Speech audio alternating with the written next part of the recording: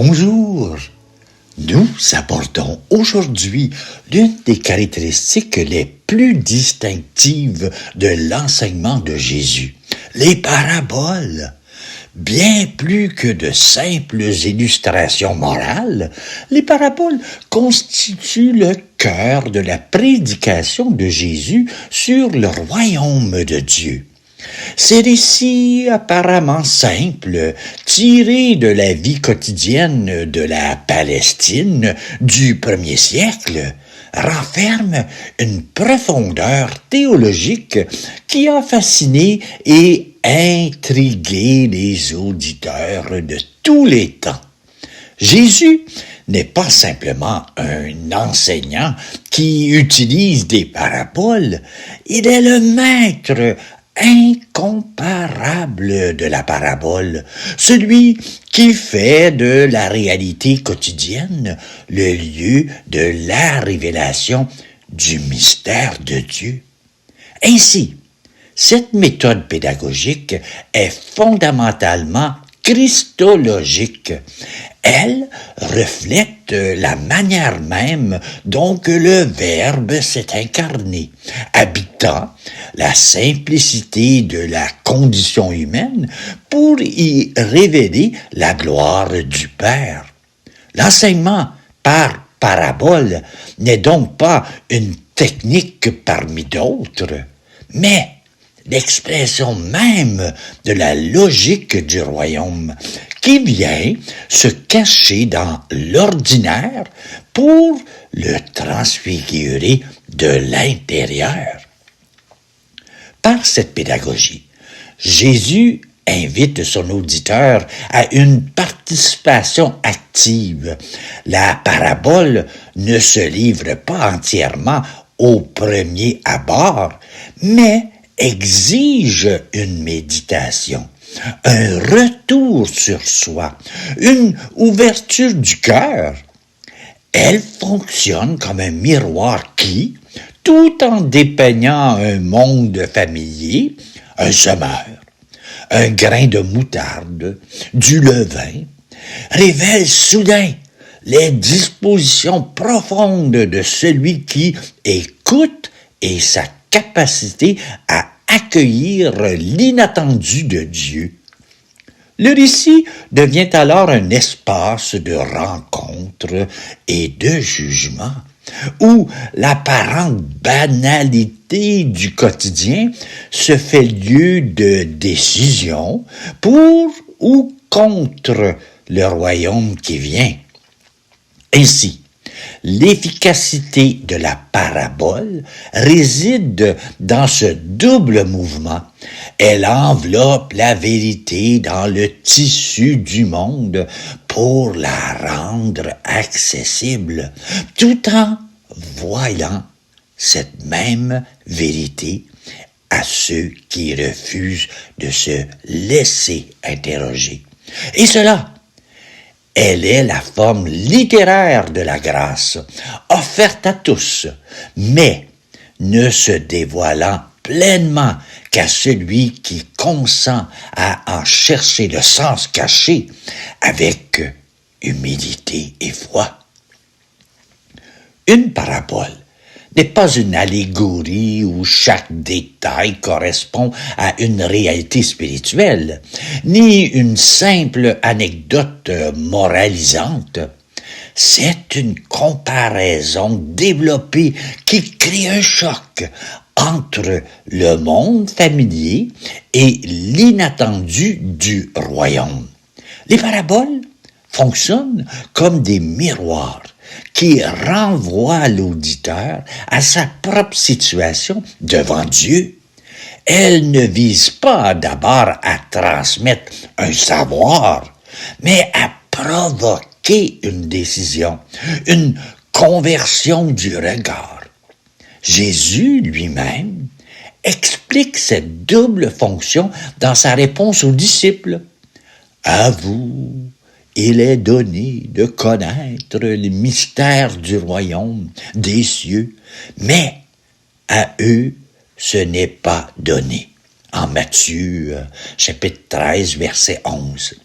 De ce fait, L'efficacité d'une parabole ne réside pas dans la clarté immédiate d'une explication, mais dans son pouvoir de déstabilisation et d'invitation. Elle agit comme une semence de questionnement qui doit germer dans le temps, travaillant le cœur de l'auditeur bien après que les mots aient été prononcés et l'obligeant à se positionner pour ou contre la réalité mystérieuse qu'elle laisse entrevoir. Ainsi, la parabole opère-t-elle comme un événement herméneutique vivant? Elle ne transmet pas un contenu clos, mais ouvre un espace d'interprétation où la vérité se donne à travers la réponse même de l'auditeur. Ce mode d'enseignement respecte et provoque la liberté humaine. Il ne contraint pas, mais expose délicatement les dispositions intérieures. Comme la semence jetée en terre dépend du terrain qui la reçoit, la parabole parabolaire accomplit son œuvre selon la qualité d'écoute et la volonté de conversion de celui qui la reçoit. En ce sens, chaque parabole est une occasion de crise, au sens étymologique de jugement, qui sépare non pas les intelligents des simples, mais des cœurs disponibles, des cœurs refermés sur leur certitude. Le mystère du royaume demeure ainsi voilé, dévoilé, accessible seulement à celui qui accepte de se laisser lentement transformer par cette parole énigmatique et féconde. L'enseignement de Jésus révèle ici sa profonde cohérence. La forme même de la parabole est un acte de miséricorde, offrant à tout homme et femme le temps et le moyen d'une rencontre personnelle avec la volonté salvatrice de Dieu. Le chapitre 13 de Matthieu constitue une collection significative de paraboles sur la nature du royaume. Le semeur révèle les différentes réceptions de la parole et l'assurance finale d'une moisson abondante. L'ivraie et le bon grain montrent la patience de Dieu qui diffère le jugement. Le grain de sénévé et le levain illustrent la croissance imperceptible, mais certaine du royaume à partir de commencements humainement insignifiants. Le trésor caché et la perle du grand prix exigent une décision radicale pour acquérir ce qui a valeur absolue. Le filet jeté dans la mer annonce le jugement eschatologique. L'ordonnancement de ces 7 paraboles par Matthieu ne doit rien au hasard. Il trace un parcours pédagogique qui mène l'auditeur de la réception initiale de la parole, le semeur, à la consommation finale de l'histoire, le filet. Ce parcours encadre et donne sens à la tension centrale du royaume, déjà présent dans la faiblesse et le cachet, mais appelé à une manifestation glorieuse et définitive qui exige de chaque personne un engagement total. Ainsi, la structure même du chapitre, avec ses 7 paraboles, revêt une portée symbolique et pédagogique profonde. Le nombre 7, évoquant la plénitude, signale que cet enseignement offre une révélation complète et circulaire sur le mystère du royaume. Cette séquence n'est pas un simple catalogue, mais un itinéraire spirituel soigneusement ordonné qui forme le disciple. Elle guide le croyant d'une compréhension passive, celle de la terre qui reçoit la semence, à une intelligence active des réalités dernières, l'appelant à discerner, au milieu de la confusion du temps présent, la croissance cachée du royaume et la valeur absolue qui requiert son engagement total. En présentant ces paraboles comme un tout, Matthieu montre que le royaume ne peut être saisi par une seule image, mais seulement par cette polyphonie narrative qui emballait le mystère sous différents angles complémentaires. L'auditeur est ainsi conduit, pas à pas, à accepter la paradoxale nature du « déjà là » et du « pas encore » et à ajuster sa vie à cette réalité patiente et exigeante. L'enseignement par parabole se révèle alors dans sa forme littéraire même, une école de sagesse et de discernement pour tous ceux qui ont des oreilles pour entendre. Les 3 paraboles de la miséricorde, brebis perdue, drachme perdu, fils prodigue, répondent au murmure des pharisiens contre l'accueil des pécheurs par Jésus. La joie de Dieu devant la conversion d'un seul pécheur y est magnifiquement exprimée.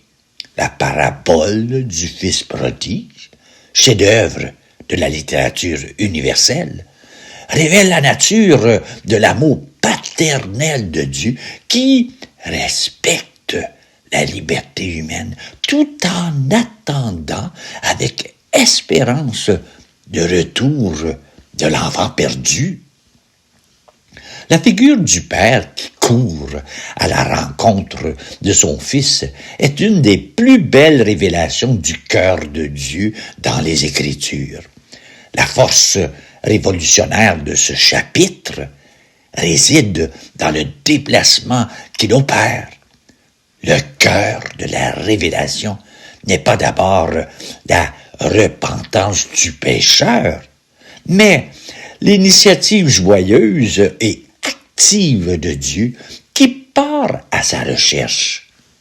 La joie dans le ciel est ainsi présentée comme le moteur même de l'histoire du salut. Une joie qui précède et rend possible tout retour, révélant un Dieu dont l'être est amour, bienveillant, avant d'être juge. Ainsi, ces 3 paraboles, par leur progression et leurs nuances, désignent une véritable théologie de la recherche.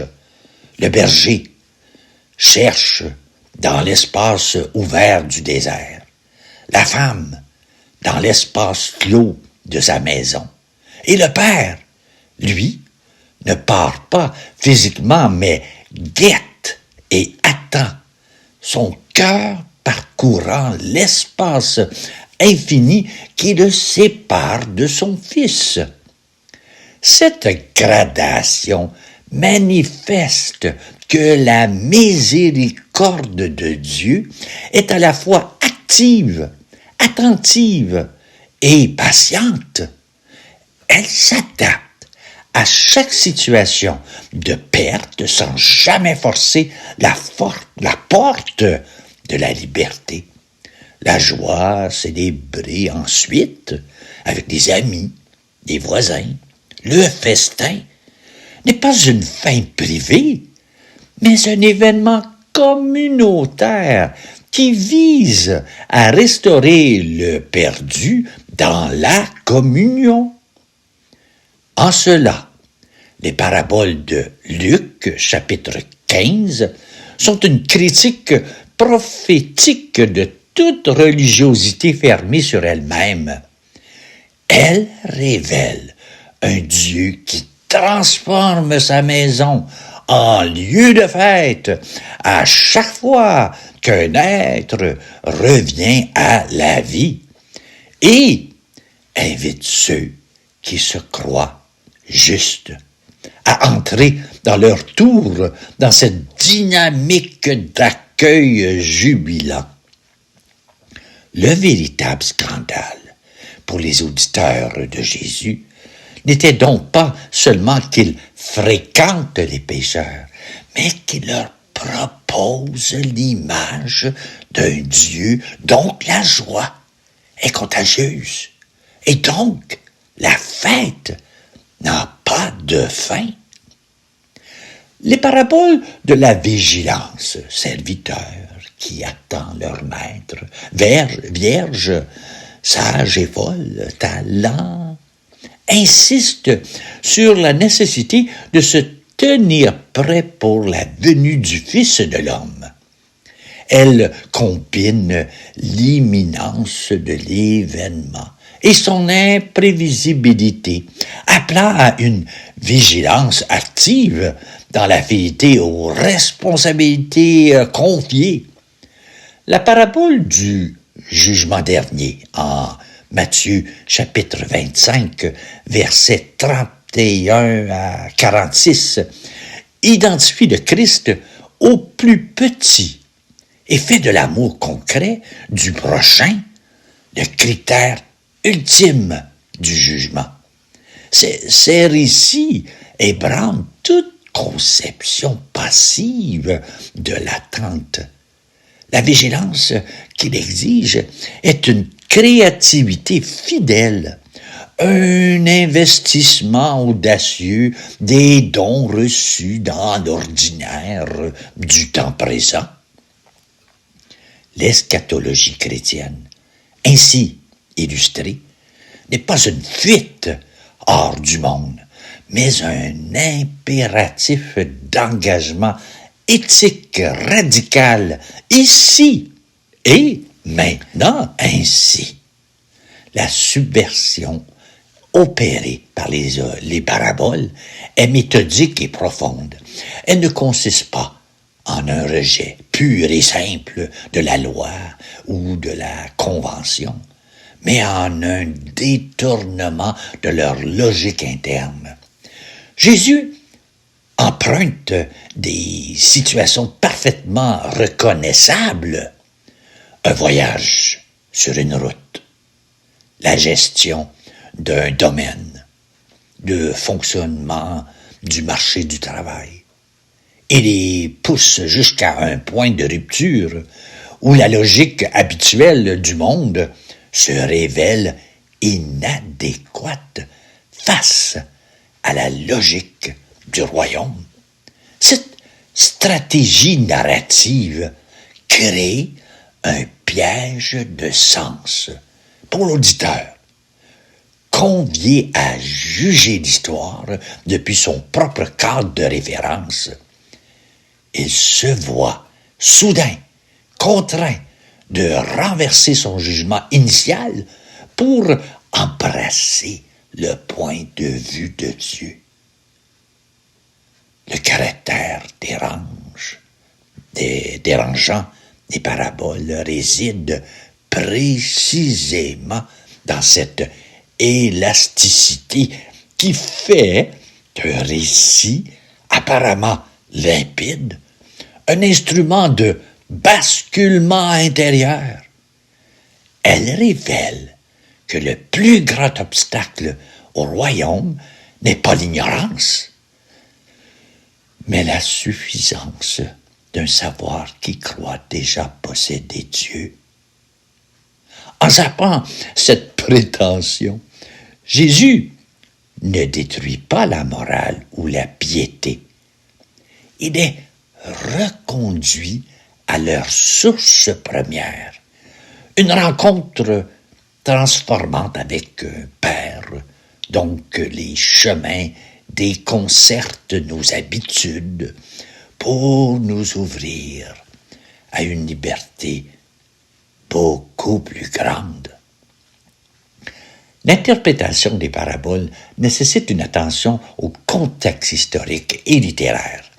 Il faut identifier la pointe de la parabole, l'élément surprenant qui crée le choc théologique. La comparaison entre les versions différentes d'une même parabole chez les synoptiques éclaire les préoccupations théologiques de chaque évangéliste. La tradition de l'Église, particulièrement les pères grecs, a développé une herméneutique riche qui actualise le message des paraboles pour chaque génération.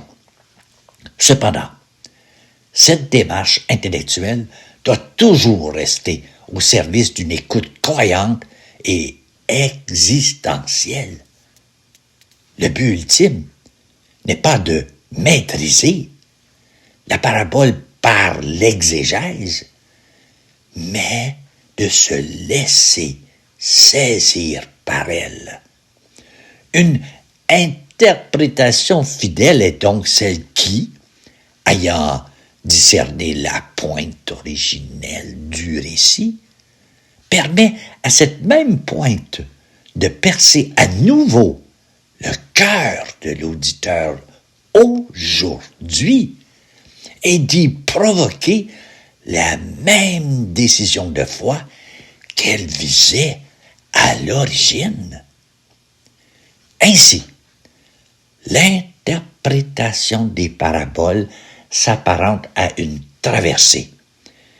Elle exige de revenir avec humilité et rigueur à la source historiquement située du récit, pour ensuite se laisser porter par son courant jusqu'au rivage de notre présent. Cette traversée est guidée par la conviction que l'Esprit qui a inspiré Jésus et les évangélistes est le même qui anime la communauté croyante à travers les siècles. L'herméneutique devient alors un dialogue vivant entre la fixation du sens, la pointe historiquement identifiée, à sa libération dans la vie du croyant.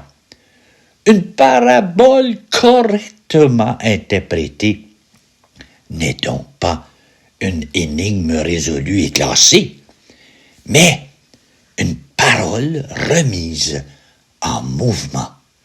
Donc, la fécondité se mesure à sa capacité à susciter aujourd'hui la surprise, la conversion du regard et l'engagement concret. Le travail exégétique, aussi indispensable soit-il, n'est que le préambule de cette rencontre personnelle où la parabole accomplit à nouveau sa mission, révéler au cœur même de l'ordinaire l'extraordinaire appel du royaume. La parabole conserve toute toutes les puissances de questionnement pour notre époque. La parabole du bon samaritain interpelle nos indifférences face à la souffrance d'autrui. Les paraboles de la miséricorde répondent à notre soif de pardon et de réconciliation.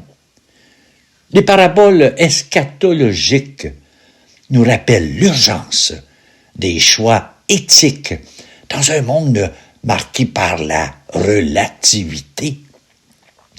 Elles continuent de révéler le visage d'un Dieu, donc les pensées ne sont pas nos pensées, et les chemins ne sont pas nos chemins.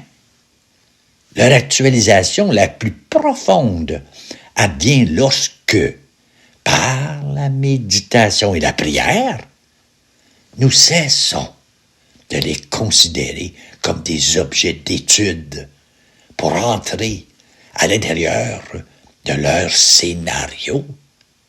Nous devenons alors, tour à tour, le sol du semeur, l'enfant prodigue, le serviteur craintif ou le samaritain en voyage.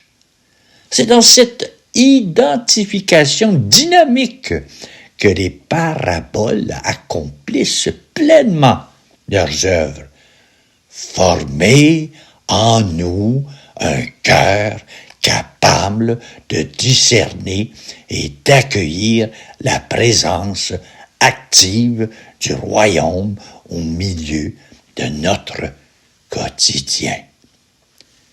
Ainsi, actualiser les paraboles exige de leur transposer dans le théâtre concret de nos existences et de nos sociétés. Cette transposition n'est pas un simple exercice d'application morale, mais une véritable herméneutique de l'incarnation.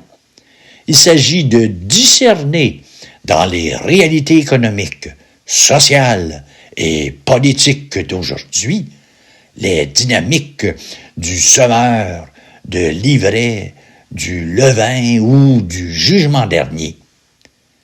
La parabole du bon samaritain, par exemple, trouve son actualité brûlante dans nos choix migratoires, notre indifférence numérique ou notre gestion de la vulnérabilité. Les paraboles de la croissance cachée, grain de sénévé, levain, offrent un antidote puissant à l'idéologie de la performance et de l'immédiateté, en validant la fécondité des petits commencements et des actions discrètes. L'actualisation la plus juste est donc celle qui permet à la parabole de redevenir un événement de parole, créant ce même choc salutaire entre nos logiques établies et la logique surprenante du royaume. En ce sens, les paraboles ne nous parlent pas seulement du royaume, elles deviennent sacramentellement les lieux où le royaume nous rejoint et nous interpelle aujourd'hui. Leur puissance réside dans cette capacité permanente à faire de nos vies le nouvel horizon de leur accomplissement, formant en nous un regard de foi qui sait reconnaître sous les apparences du quotidien, de travail patient et subversif de Dieu. Jésus est lui-même la parabole par excellence de Dieu, celui qui rend visible l'invisible. Ces paraboles ne sont que le prolongement de son être même, révélation d'un Dieu qui se fait proche dans l'humilité des réalités terrestres. Dans cet enseignement, la forme et le fond sont indissociables. La logique du royaume, cachée dans les récits du semeur ou du levain, est la même que celle qui conduit le Verbe à s'incarner et à se donner. Tout cela, Jésus le dit aux foules en parabole, et il ne leur disait rien sans parabole. En Matthieu, chapitre 13, verset 34. Mais cette pédagogie qui parle de Dieu culmine dans un dernier et grand mystère narratif. La vie même du Christ va devenir la parabole définitive où les termes du royaume, le grain qui meurt pour porter du fruit, le trésor qui exige tout, le jugement qui sépare, vont trouver leur accomplissement ultime et dramatique. C'est ce mystère central que nous explorerons la prochaine fois. Dans la leçon 14, nous quitterons le monde des récits pour entrer dans le récit par excellence, celui de la passion et de la résurrection du Christ. Nous verrons comment les 4 évangélistes, chacun avec son génie propre, déploie le sens de cette parabole vécue où le maître de la parole devient lui-même la parole silencieuse offerte sur la croix et où la logique subversive du royaume atteint son point de rupture et de gloire. Venez découvrir comment la mort et la résurrection du Christ sont l'explication ultime de toutes ces paraboles et le cœur battant de notre foi. Et voilà, je vous attends au prochain rendez-vous, la leçon 14. Merci d'être là. Il me reste à te souhaiter, à toi, une très belle journée.